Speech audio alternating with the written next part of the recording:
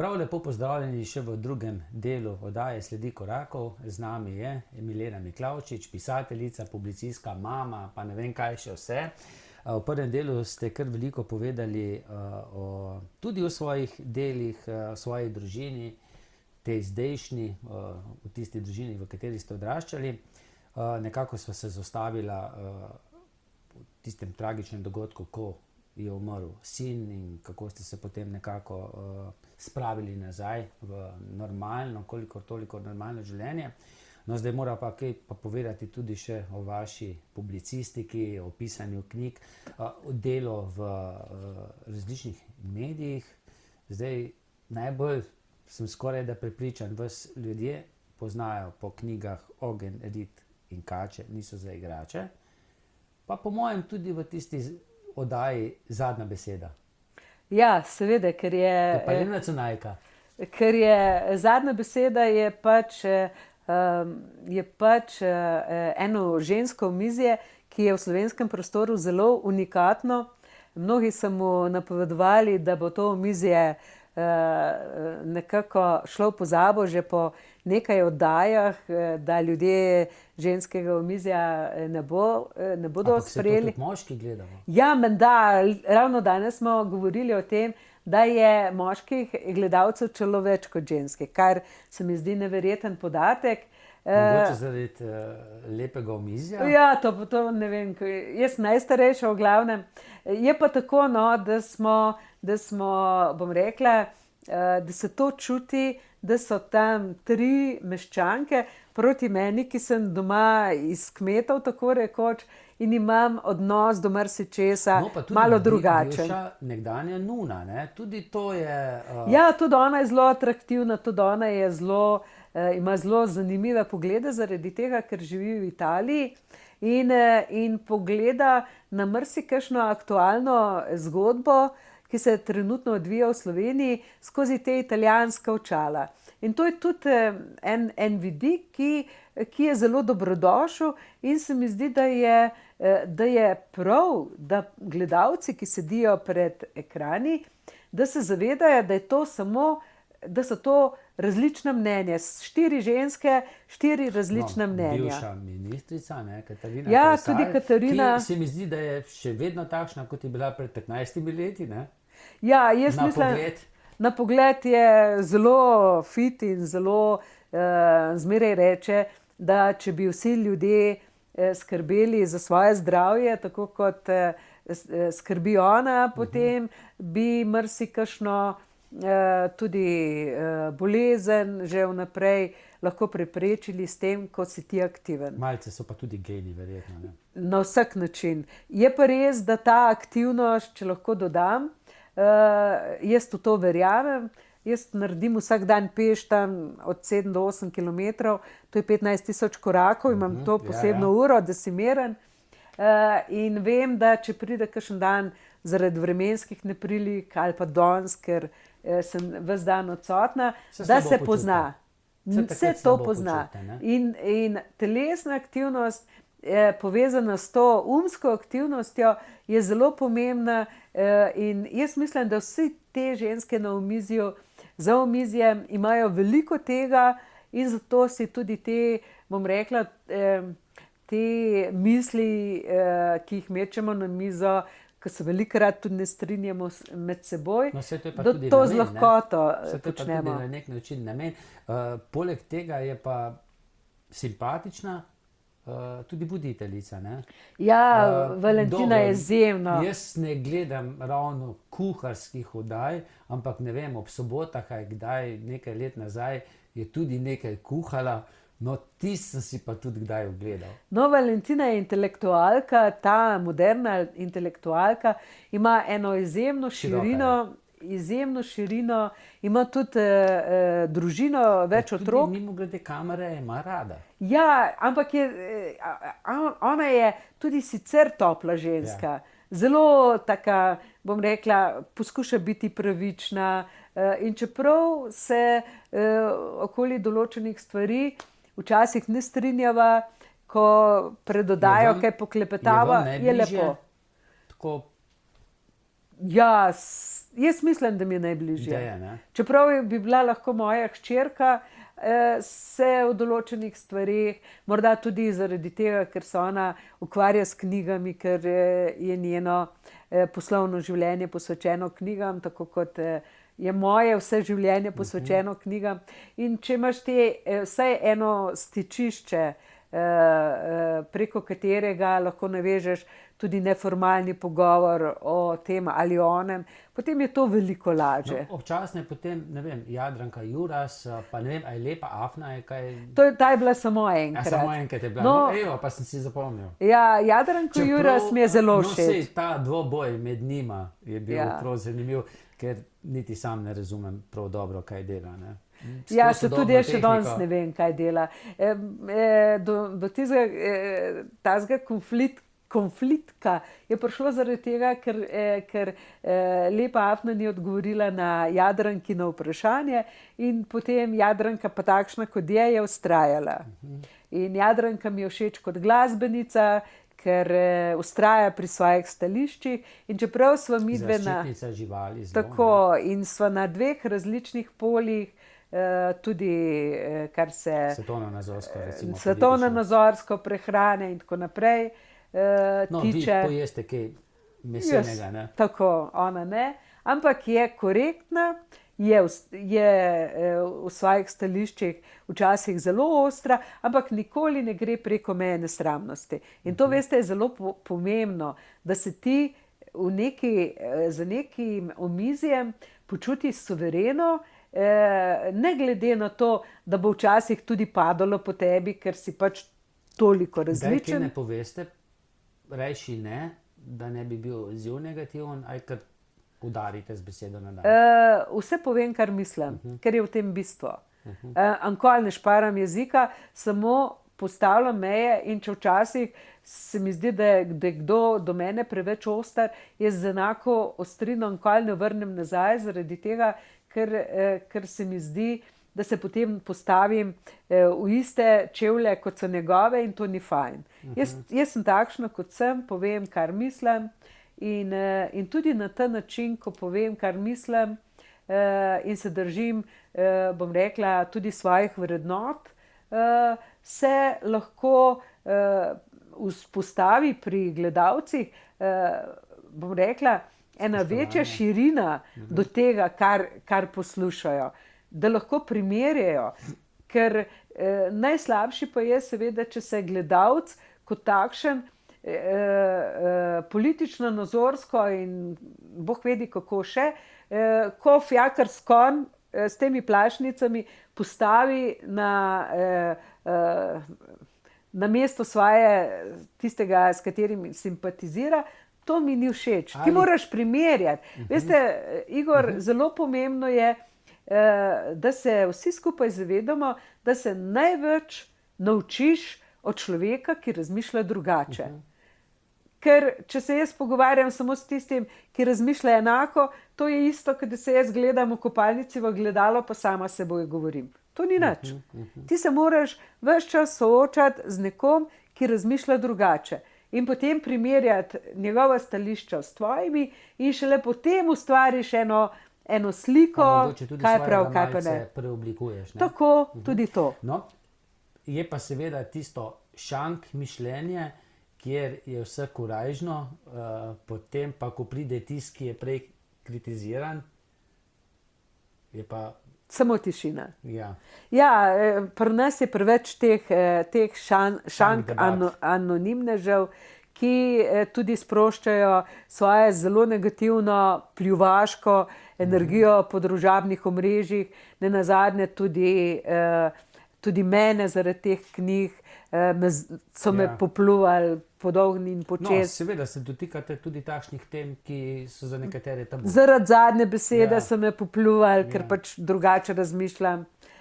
Veste, samo na to se moraš navaditi, da so pač takšni ljudje. Želiš pa, saj jaz si želim, da s tem, ko jim pokažem strpnost, kljub temu, da povem, kar mislim, da jih mogoče nagovorim, da je pa le prav, da se o različnosti pogovarjamo, in da to različnost poskušamo uskladiti. Zdaj bi pa še jaz eno temo odprl. Ne vem, vse mogoče ste jo kdaj tudi v zadnji besedi, čisto vse pa tudi ne gledam, ne? Čeprav je zdaj tehnika tako fajn, da lahko še nazaj pogledati. Tako? Enkrat vem, da smo se pogovarjali z bivšim vrhovnim sodnikom, bil je naš gost Vasilij Polič, tak zanimiv človek. Sploh ni bil kot sodnik naš gost, ampak kot glasbenik. In on je dejal, da neizmerno ljubi ženske, ne? Ampak je rekel, to Slovenijo pa ta svet bodo zapeljale ženske. Greš v vrtec, same ženske, greš v šolo, same ženske, greš na sodišče, same ženske. Zdravnice so že tudi skoraj da same ženske, ker so bolj pridne, dokončajo šolanje, moški včasih ne. Na socialni same ženske, še kje drugje. Čeprav toliko govorimo o tej spolni uravnoteženosti. Ampak kako vi gledate na to? Res, da je res v teh poklicih čedalje več ženskih, pa čedalje manj moških, ne? In potem ni ata mama, ne? Ja, jaz mislim, da je ženska veliko močnejša kot je moški. Ne v tem fizičnem smislu, ampak v tem smislu, kako doseči svoje. In recimo, jaz vidim samo mojo mamo. Ona je bila izjemno inteligentna ženska. Ona je, kljub temu, da je imela samo 3 razrede osnovne šole, mi je pomagala pri matematiki, še ko sem bila na gimnaziji. Ona je bila res, veliko je vedela, pa je kljub temu bila le ena navadna uboga delavka v Alpini. Če bi ženske imele nekoč pred stoletji, pred 50 in več leti možnost, da bi se izobraževale tako kot moški, bi bil svet danes verjeten, ne vem, a bi še stal na tečaju, ali ne bi več, bil bi pa drugačen na vsak način. Po drugi svetovni vojni, ko so ženske počasi tam v 60-ih, 70-ih letih dobivale to možnost, da so šle študirati, so enostavno moškega začele prehitevati tako po levi kot po desni. In ženska ima dejansko res to preživetveno moč, da hitreje doseže svoje cilje. In to se vidi tudi danes, ko se marsikatera ženska oziroma vedno več jih je, ki se odpovedo za kariero, se odpovedo zasebnemu življenju, družini in tako naprej, ker jim to veliko več pomeni. Pa tudi, če tako pogledam, recimo zdaj, ko sem pisala te zgodbe za 3. knjigo Ogenj, rit in kačenica za igrače, moške zgodbe. Čeprav so mimogrede tudi kakšna ženska zgodba. No, ampak tudi ta zgodba govori o moški. Ugotavljam skozi to knjigo, da so moški do takrat, bom rekla, ko si nekako v sebi zaželijo ene družine, enega partnerstva, ko začutijo, da je pa dosti tega lumpajna, tega življenja v 3 dni, da postanejo v teh željah precej tradicionalni, podobni svojemu očetu in si nekako zaželijo imeti ob sebi žensko, ki bi bila vsaj približno podobna njegovi mami. To pomeni ženska, ki je bila čuteča, nežna, skrbna, ki bi držala 3 vogale hiše, ki bi znala tudi pocrkljati, ne? Ki bi znala pocrkljati, ki bi znala skrbeti za otroke, ki bi znala poskrbeti tudi za njega, vendar nastane problem, ker ženska pa nima te želje.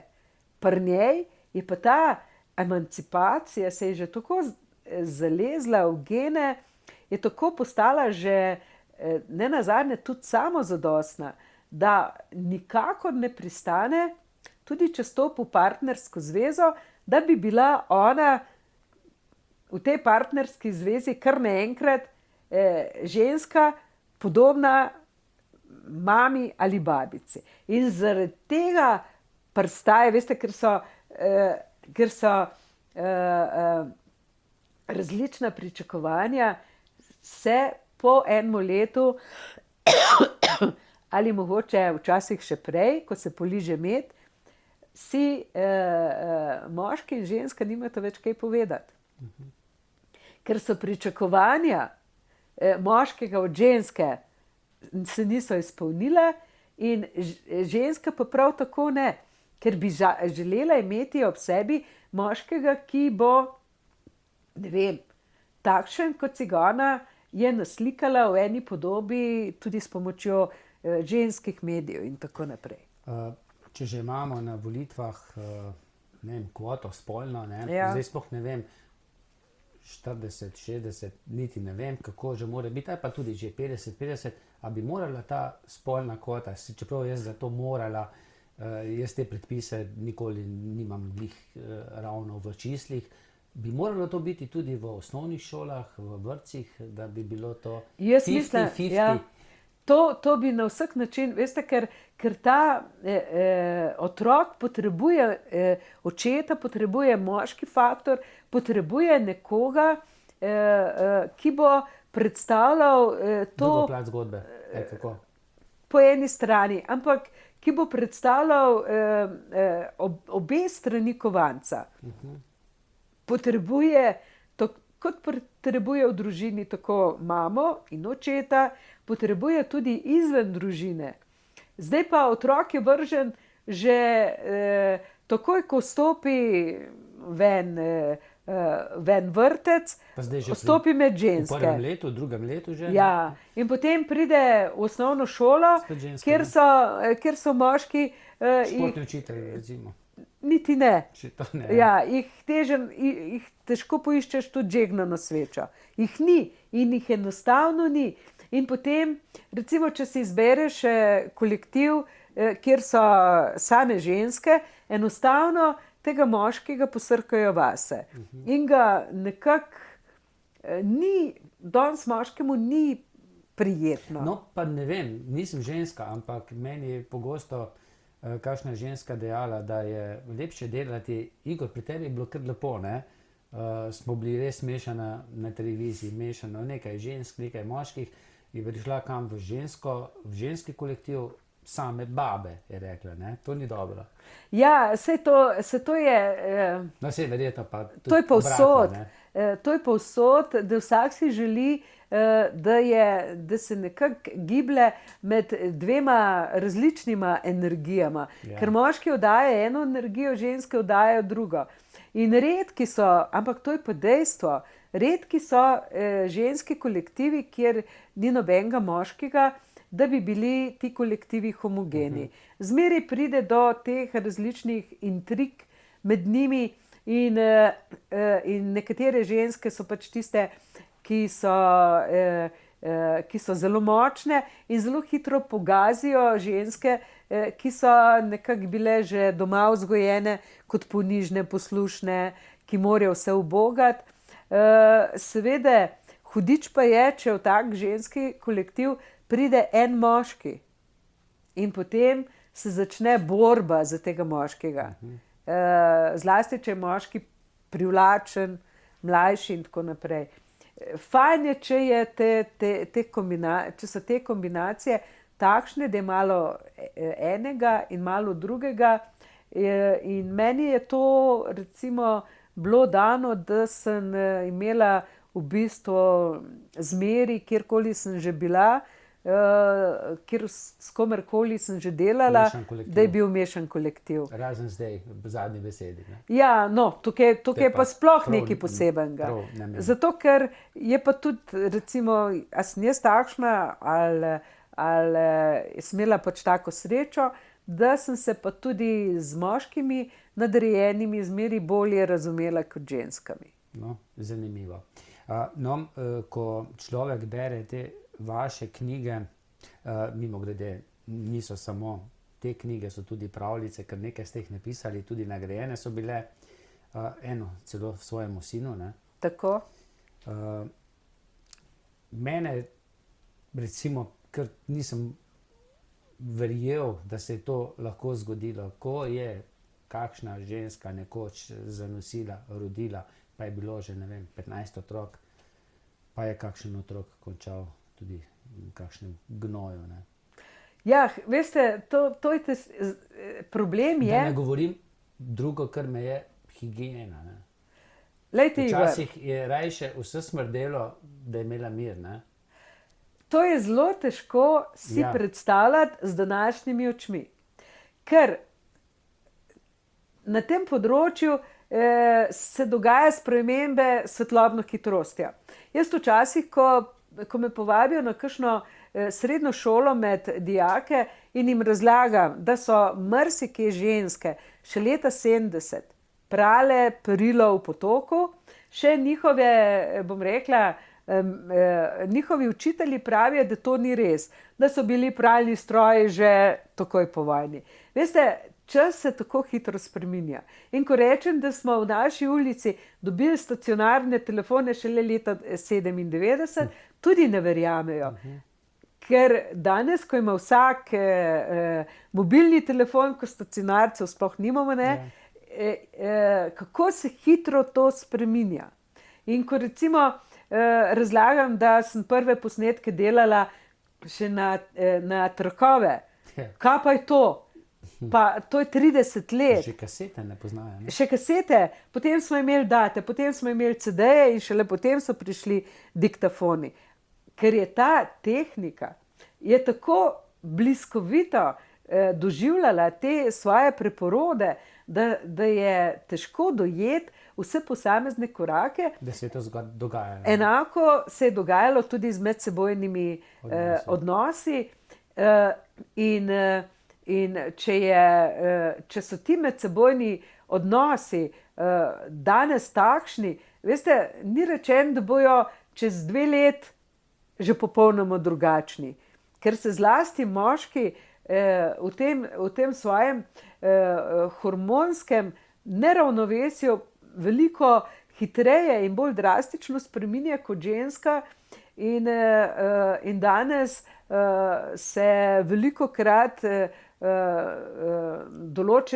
določeni spotikajo ob sovražni govor do homoseksualcev in podobnih, pa vendar se jaz bojim, da bo ta prav način življenja pripomogel k temu, da bo homoseksualcev veliko več že v 10, 15, 20 letih, kot jih je danes. Ne zaradi tega, ker se nekomu to fajn zdi, ampak zaradi tega, ker je način življenja in vse skupaj bo pripomoglo k temu, tako zapeljano.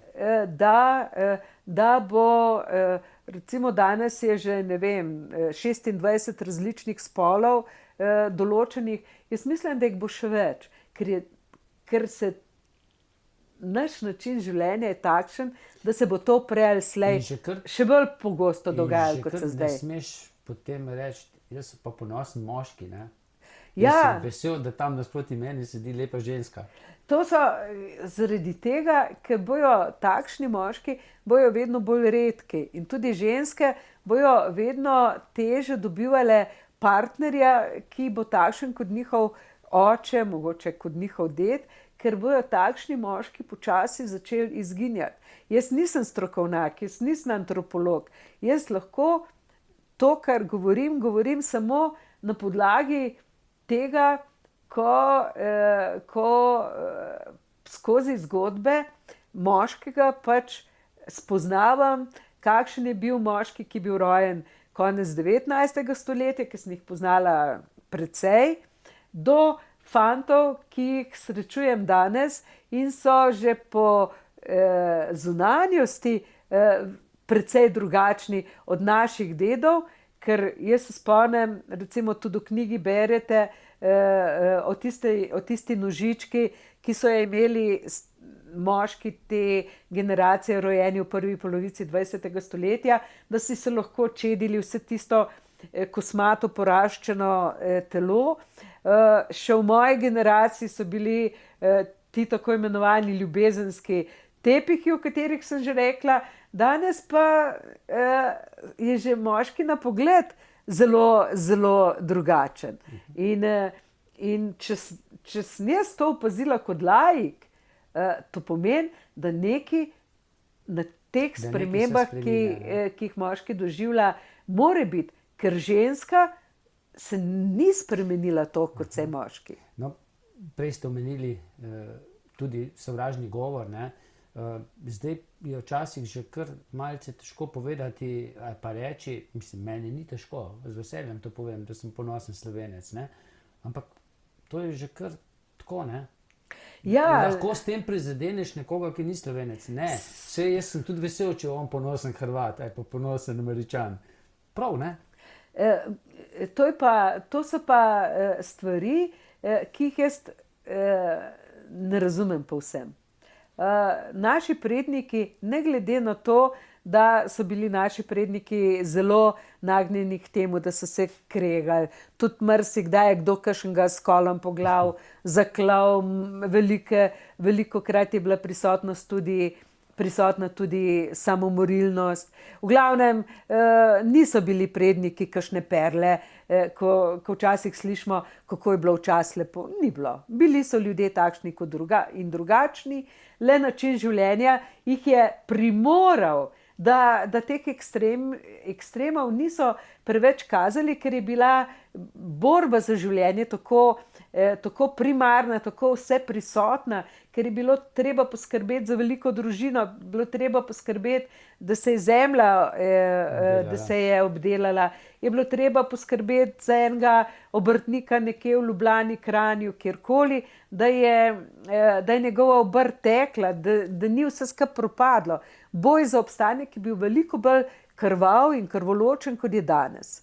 Ker včasih ni bilo centrov za socialno delo, da bi pomagali.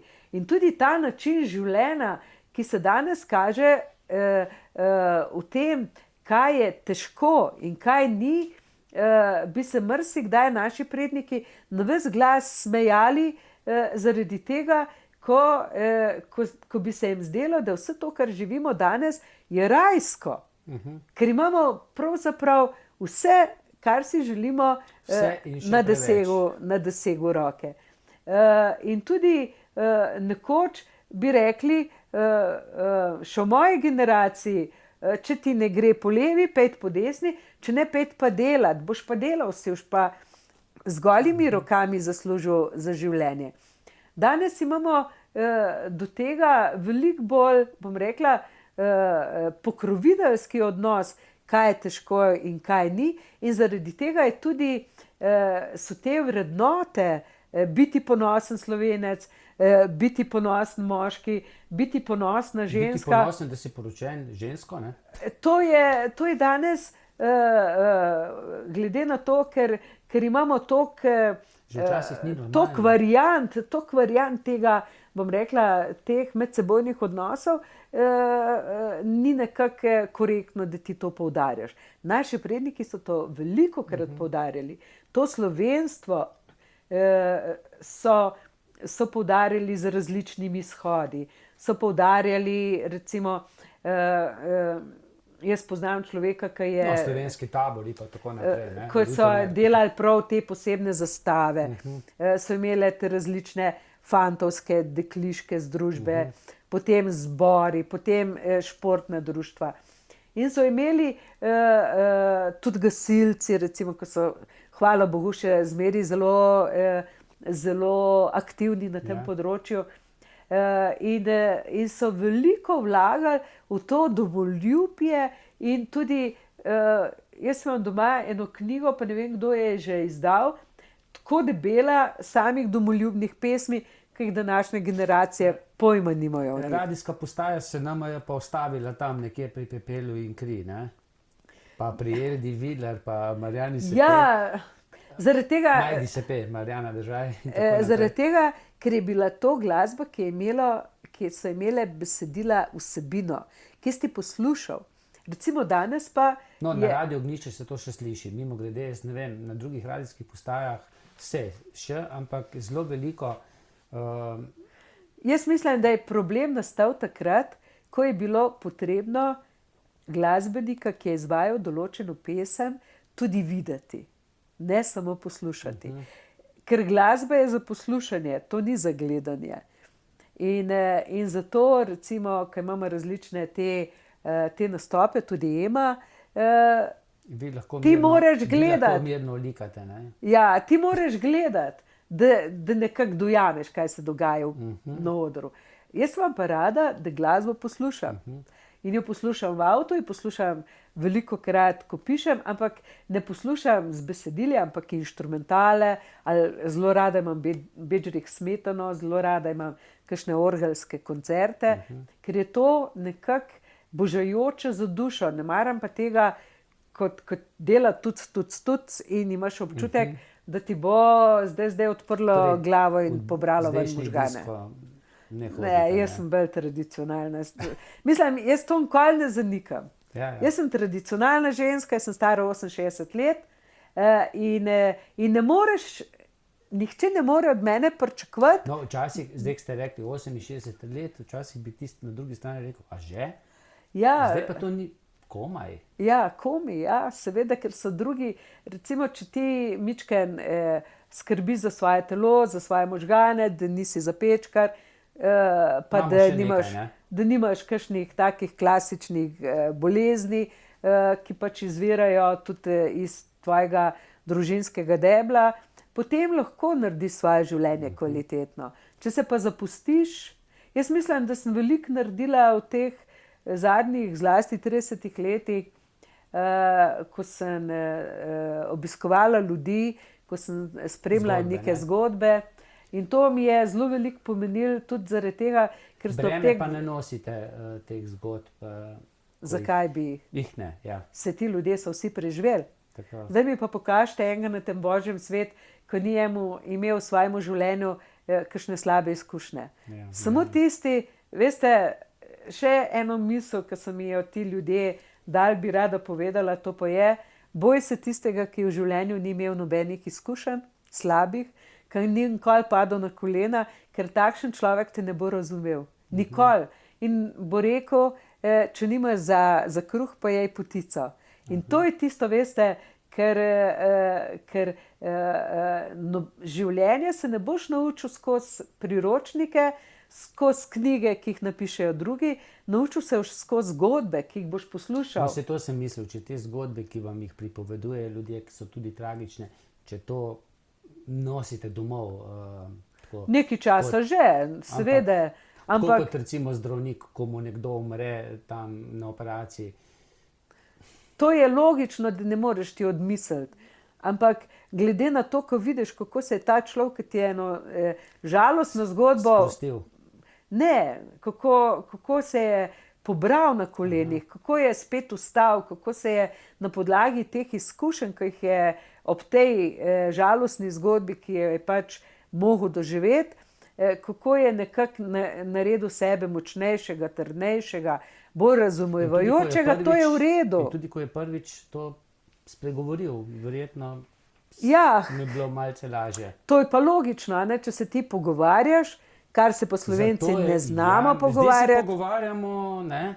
Ja. Včasih smo fantje šli na plažo, kakšen lokal, kaj smo gledali, ne? Ja, dekleta, logično. Ja, seveda, ne? A ne? Zdaj pa Ja, brskaš po internetu, brskaš po telefonu in jaz veliko. pravim, fantje, kaj zamujate, ne? Ja, jaz včasih, če grem na Štajersko, da imam tam gor kakšen literarni večer, grem z vlakom in ko vidim v kupeju, ko prihajajo dijaki in vsak na svoj sedež brskajo po telefonu, si mislim, kakšna žalostna mladost je to.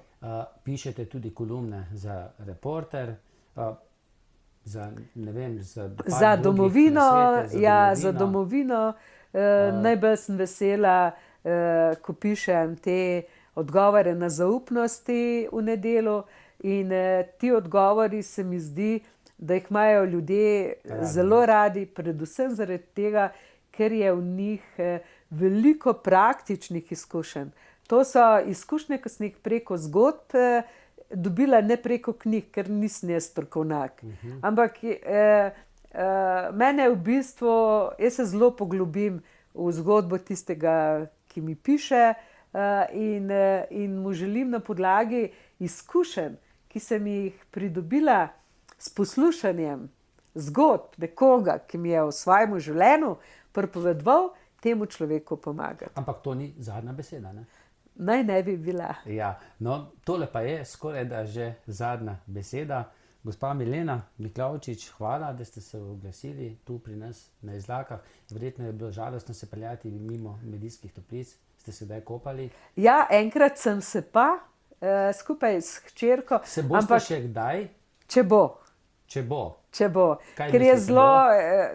Žalostno. Ja, bo Bo. kakšen ta prav kupo.